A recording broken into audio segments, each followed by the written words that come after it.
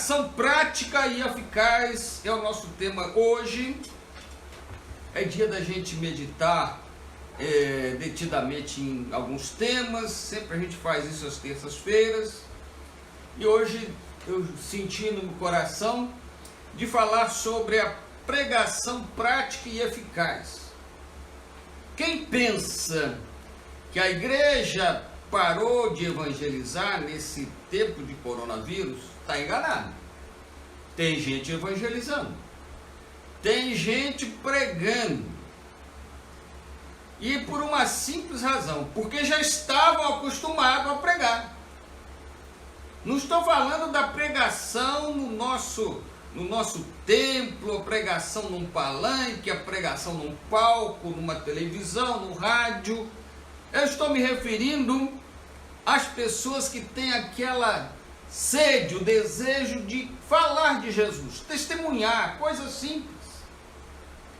E Deus está contando com a sua igreja nesses dias para que a pregação da igreja continue sendo uma pregação prática e eficiente. Eu quero citar aqui um texto de 2 Timóteo, que diz que Deus quer que todos os homens se salvem e venham ao conhecimento da verdade. Se você tiver aí a sua Bíblia à mão, abra em 2 Timóteo capítulo 2, você vai encontrar nos versículos 3 e 4 essa citação. Você pode deixar marcado e depois você medita nesse capítulo 2, principalmente nesses dois versículos, da importância que a Bíblia Sagrada dá e que Deus dá à pregação do Evangelho. Primeiro porque Ele mesmo quer, Deus quer que todos os homens se salvem. Olha o que Jesus disse quando falou sobre a parábola do filho pródigo. Assim vos digo, que há alegria diante dos anjos de Deus por um pecador que se arrepende. Glória a Deus. Você notou que eu dei uma ênfase no porque nós às vezes pensamos que evangelizar é pregar só para multidões. Temos a impressão de que a obra de Deus está sendo feita quando há uma grande cruzada e se converte em 30, 40, 50, 100 pessoas. Já vi muitas vezes acontecer. Mas Jesus está dizendo que há alegria diante dos anjos de Deus por um pecador que se arrepende. Glória Um por um. Cada um que se arrepende, há uma alegria, uma festa, como costumamos dizer, no céu, por causa de um que se arrepende. E para um se arrepender, é necessário apenas um pregador, pregando uma mensagem e deixando o Espírito de Deus fazer o trabalho que tem que ser feito. Em João capítulo 1, versículos 40 a 42, eu quero parar um pouco nesse texto, que fala de um grande pregador que gostava de pregar pessoa a pessoa e gostava de levar essas pessoas a Jesus. Eu estou me referindo a André.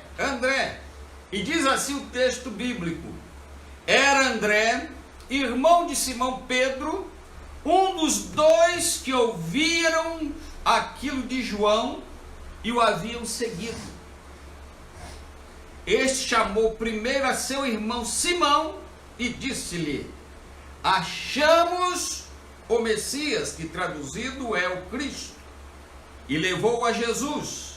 E olhando Jesus para ele, disse: tu és Simão, filho de Jonas, tu serás chamado Cefas, ou Pedro, que quer dizer Pedro.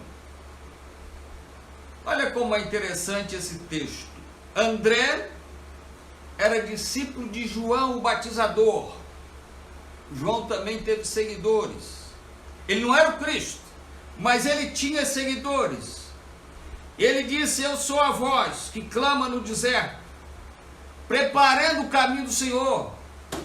João tinha a certeza que ele estava sendo usado por Deus para encaminhar as pessoas ao ministério de Jesus. E ele tem no seu colégio apostólico, no seu grupo de irmãos, ele tem alguns discípulos, algumas pessoas que o seguiam. E ele tem um discípulo chamado André.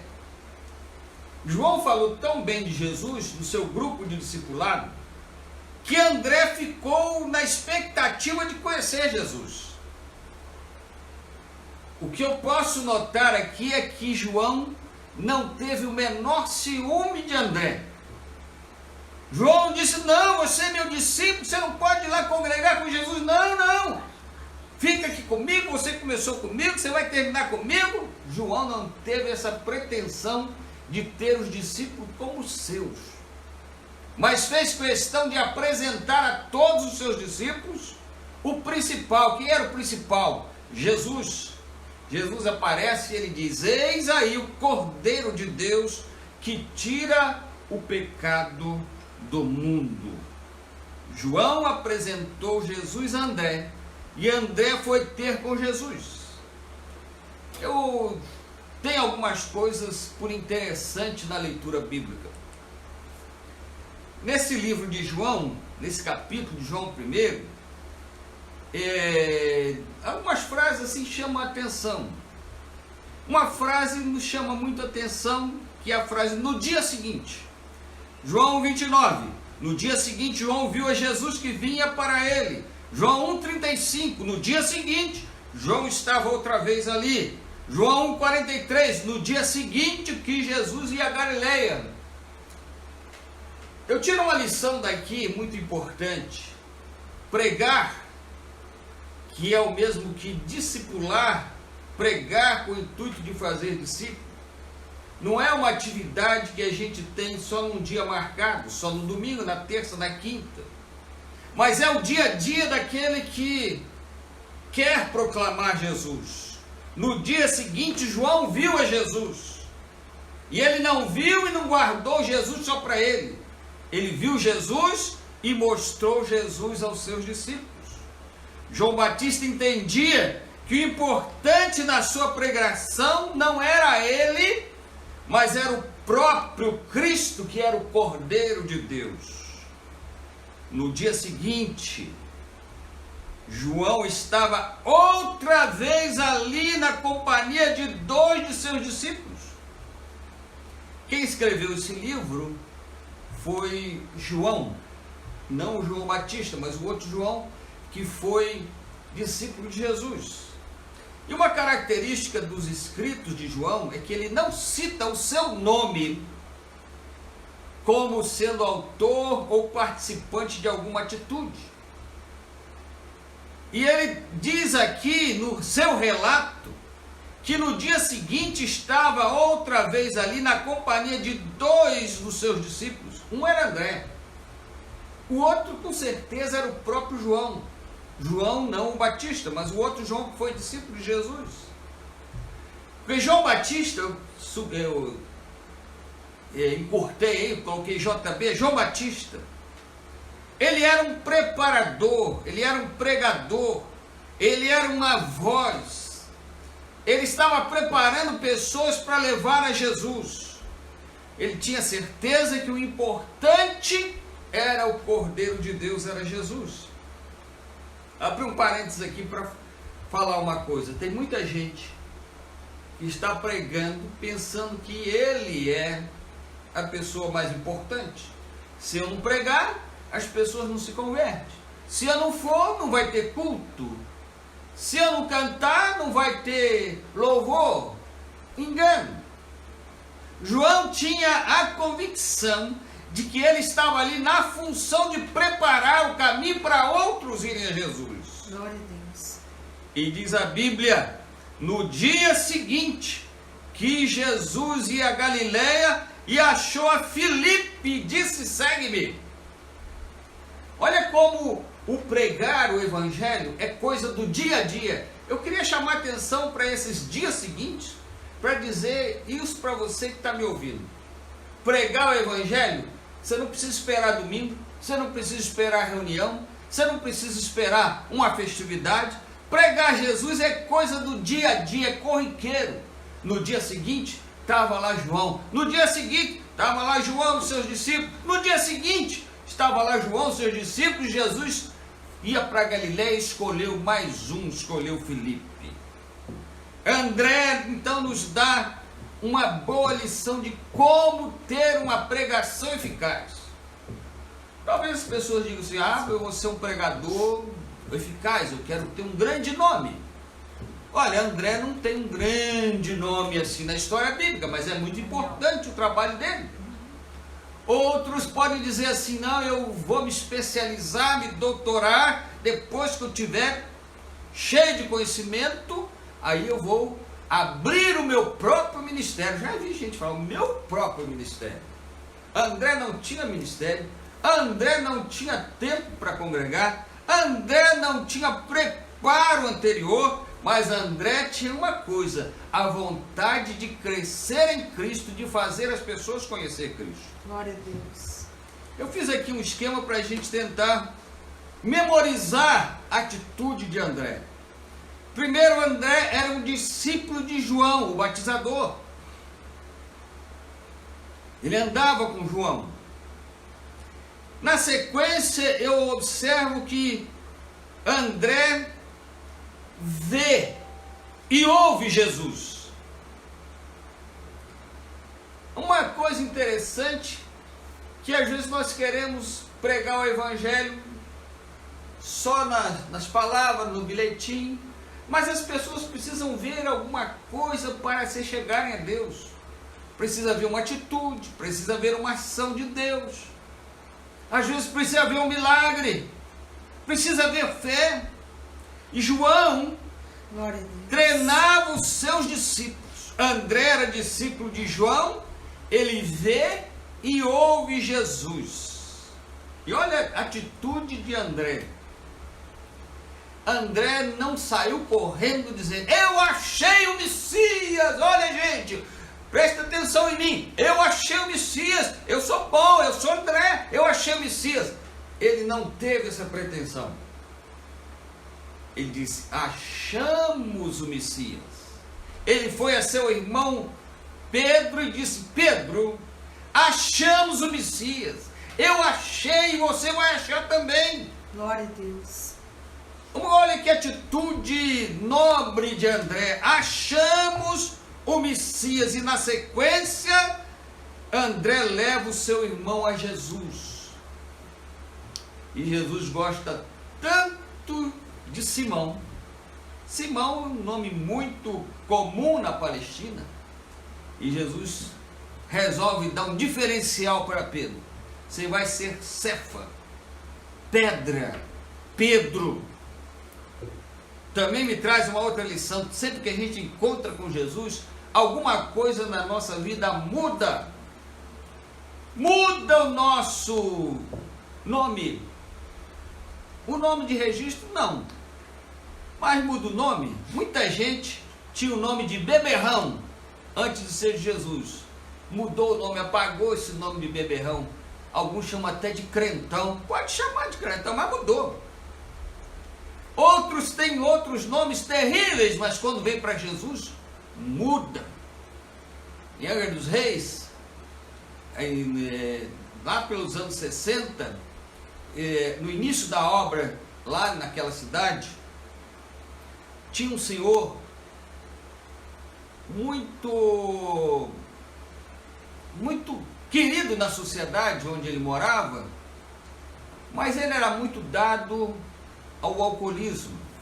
E aquele senhor, mesmo sendo uma pessoa de bem, mas tinha finais de semana principalmente, que ele era encontrado na rua caído de tanto beber. Ele tinha vontade de se libertar, mas não conseguia. Um dia alguém falou de Jesus para esse senhor chamado Honório. O senhor Honório recebeu Jesus sem que ninguém dissesse nada para ele. Ele mudou a vida, ele deixou de ser uma pessoa largada. Ele tinha uma boa profissão, carpinteiro, mas ele era muito tomado pela bebida. E o seu Honório se converteu, passou pelas águas do batismo e foi ajudar os irmãos a construírem uma congregação no local chamado Serra d'Água, em Angra dos Reis. E aquele senhor, como carpinteiro, ele subiu para fazer o telhado da congregação. E as pessoas passavam e ficavam assustadas. Ué, não é o velho Honório aquele que está lá? Rapaz, é o velho Honório, parece ele. Parece, é ele. Ah, parece. Até que apareceu um comerciante, muito bem situado na região, que estava sabendo que o Honório estava lá, e ele foi lá para brincar com o Honório, para caçoar com ele. Ele disse aí: ei, velho Honório! O Honório ficou quieto. Ele: ô, velho Honório! O Honório continuava quieto e sorrindo. Ele: Honório, você não está me vendo não? Ele falou: não, você está falando do velho Honório. Eu agora sou um novo Honório. Eu recebi Jesus e a minha vida mudou. Aquele testemunho do velho Honório, que passou a ser um novo Honório, tocou a vida daquele comerciante.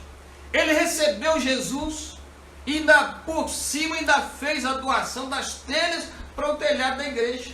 Sem pregação, sem palco, sem estardalhaço, apenas com a vida.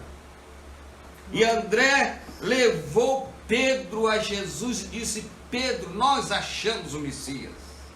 E através dele, através de André, outros foram chamados e chegaram a Jesus, e Jesus pôde formar o seu colégio apostólico, o colégio dos 12.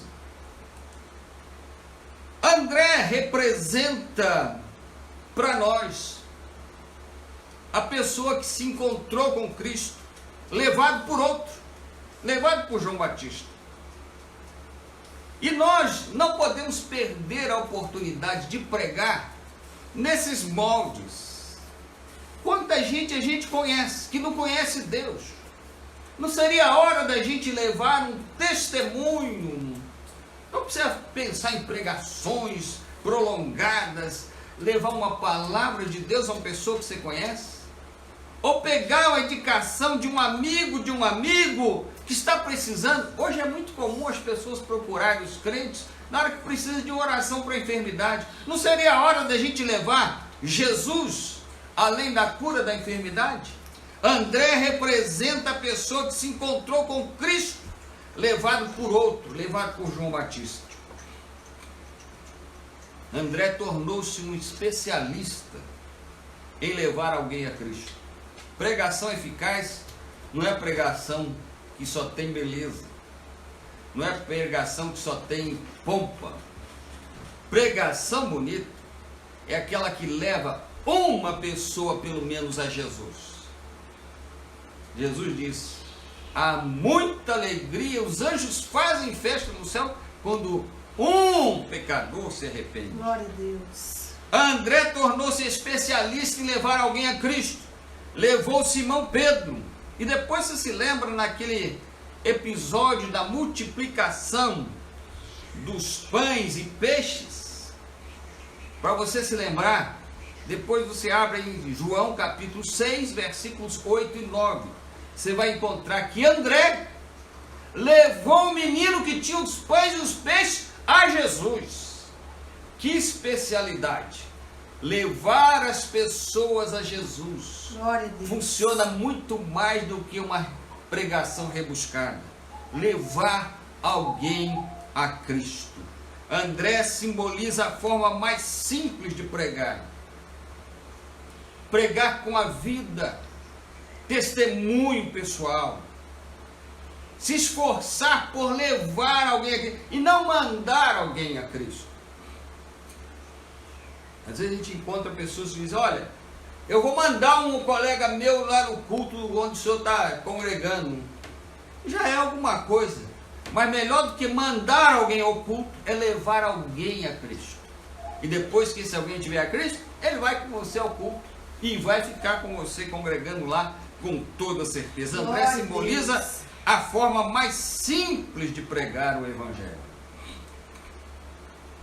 O apóstolo São Paulo, escrevendo aos Romanos, capítulo 10, enquanto eu tomo água, você acha aí, Romanos capítulo número 10, versículos 13 a 17.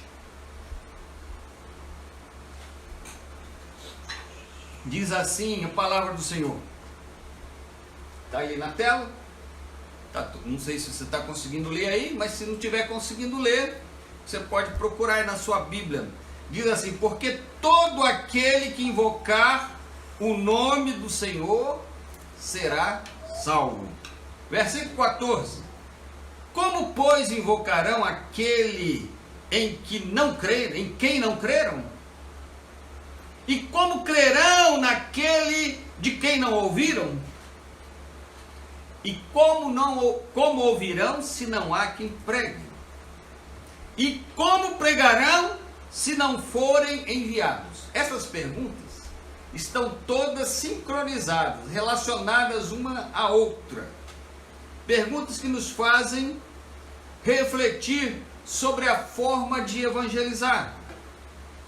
Está escrito, versículo 15: conformosos os pés dos que anunciam a paz, dos que anunciam coisas boas. Mas nem todos obedecem ao Evangelho, pois Isaías diz: Senhor, quem deu crédito à nossa pregação? E aí um versículo que a gente gosta, mas está dentro desse contexto: de sorte que a fé é pelo ouvir, e o ouvir é pela palavra de Deus. O que me chamou a atenção, o que me chama a atenção nesse texto, está lá no versículo 14. Como invocarão? Porque no final da explicação está dizendo que todo aquele que invocar, aliás, no início, né? Todo aquele que invocar o nome do Senhor será salvo. Todo que invocar, chamar para si o nome do Senhor. Deus se apresenta ao homem, mas ele tem que invocar ao Senhor. Deus sabe que a gente precisa de salvação, mas ele quer ver a nossa disposição em clamar por ele. E isso precisa ser incentivado através da pregação. E a Bíblia diz que a fé vem pelo ouvido. Como, pois, invocarão? O que é invocação? Lá no livro de Gênesis, capítulo 4, versículo 26, a gente encontra o seguinte: e a Sete mesmo também nasceu um filho, e chamou o seu nome Enos. Então se começou a invocar o Senhor. O mundo estava longe de Deus. As gerações estavam afastadas de Deus. As duas gerações que subsistiram de Adão, a geração de Caim e a geração de Sete. Abel já havia sido assassinado. A geração de Caim é uma geração desviada, que não invoca Deus. Mas através de Sete, Deus levantou uma geração, um povo, que invoca o seu nome. E ao invocar o nome, recebe Jesus. E recebendo Jesus, recebe a salvação. Isaías diz: buscai ao Senhor enquanto se pode achar, invocai-o, chamai-o, atrair o nome do Senhor enquanto ele está perto. Não é nós que estamos perto de Deus, ele que se chega perto de nós, mas nós precisamos invocar o nome do Senhor. Glória a Deus. E Paulo diz: porque todo aquele que invocar o nome do Senhor será salvo. Mas depois ele mesmo faz aí algumas perguntas. Mas então, como, pois, invocarão aquele em quem não creram? Como é que alguém vai invocar alguém que não conhece? E como vão crer naquele que não ouviram? E como ouvirão? Aí que entra a minha e a tua parte. Pregar. Como ouvirão se não há quem pregue? Glória a Deus. Tentar mais uma vez mostrar numa forma de gráfico a ordem para a gente chegar a alguém salvo. A ordem é o seguinte: a palavra de Deus, ela está entre nós, disponível. Mas se não tiver quem pregue, ela vai estar oculta aos homens. Um grande oficial estava na sua carruagem quando lia o profeta Isaías, quando apareceu um homem de Deus e perguntou a ele: entendes tu o que lês? E ele disse: como é que eu vou entender se não há quem me explique? A palavra de Deus está disponível a todos nós que já cremos no Senhor, que temos a palavra dele no coração. Mas a palavra precisa seguir o seu curso. Alguém precisa pregar. E quando alguém prega, alguém vai ouvir. E quando alguém ouve, alguém vai crer. E quando alguém crê, alguém vai invocar. Glória a Deus. E quando alguém invocar o nome do Senhor, ele será salvo.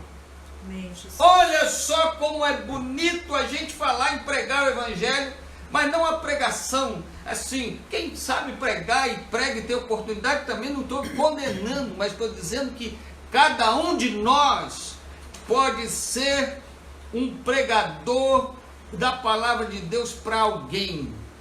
Quando um pecador se arrepende, há alegria nos céus.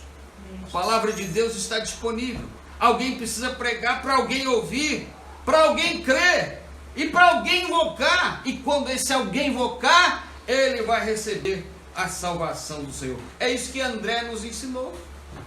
Ir levar alguém a Jesus. Alguém ouviu falar de Jesus, vai a Jesus, crê em Jesus, invoca Jesus e é salvo por Jesus. O discípulo de Jesus é aquele que ouve a palavra de Deus. Não só ouve, mas ele vê as coisas acontecerem. Ele faz as coisas acontecerem para que seja visto no reino espiritual. O discípulo ouve, o discípulo vê, o discípulo faz e o discípulo reproduz, levando pessoas a Deus.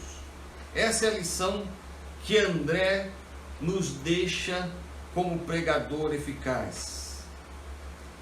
Para concluir, a pregação eficaz, em primeiro lugar, ela é baseada na palavra de Deus. Não adianta a gente inventar coisas, novidades. O que converte é a palavra de Deus. Segundo lugar, quem prega deve viver os ensinos que prega. Porque ele deve não só pregar Jesus, mas deve mostrar Jesus na sua vida. Terceiro lugar, a pregação é tanto mais eficaz quanto ela é mais demonstrada. André levou as pessoas a Jesus. E o próprio André, quando chegou perto de Jesus, ele queria saber de Jesus: Jesus, aonde o Senhor está? Onde o Senhor está hospedado? Jesus, quem é o Senhor? Eu quero conhecer o Senhor de perto. Onde o Senhor mora? Jesus falou para André: olha, vem e vê. Vem e vê. Anda comigo e você vai ver quem eu sou. Então a pregação eficaz é aquela que mostra, que demonstra. Um outro ponto, a pregação eficaz é aquela que promove o desejo de invocar o nome do Senhor. Glória a Deus. É aquela que a pessoa ouve. Ela pode ser rápida, de 2 minutos, 3 minutos, 5 minutos ou menos, ou mais. O tempo aí não é o determinante. É a pessoa ouvir e ficar com sede de Deus. A pregação eficaz provoca o desejo de invocação ao nome do Senhor. E para fechar, pregação eficaz é aquela que leva as pessoas à salvação. Eu quero encerrar essas palavras dizendo para todos nós que nós temos um potencial muito grande de pregar a palavra de Deus. Talvez você já tenha até ficado chateado, desculpa, por participar às vezes de reuniões e reuniões e nunca ter tido a oportunidade de dar uma palavra, de dar um testemunho, como a gente costuma dizer. Mas você tem o tempo todo da sua vida disponível para você levar pessoas a Jesus. Quer seja no templo, fora do templo, em tempo, como diz o apóstolo Paulo, e fora de tempo. Você e eu podemos ser um André, podemos levar pessoas a Jesus, podemos encaminhar as pessoas a Jesus, podemos mostrar o poder transformador de Jesus através do Evangelho. Glória a Deus. E é isso que eu quero pedir a Deus em oração agora, em nome de Jesus. Senhor Deus, Sim. faz de nós um anunciador eficaz das tuas maravilhas, do teu evangelho, das boas novas, do teu propósito para com o homem. Nos ajuda, ó Pai, a sermos eficazes na nossa comunicação Jesus. uns com os outros, Sim, Deus. que possamos fazer com que para que nós lembremos dela em tempo oportuno, que ela possa seus pecados, para que haja alegria no céu por uma alma que nós possamos conduzir para a eternidade com o Senhor. Assim nós oramos a Ti agradecidos no nome de Jesus. Amém.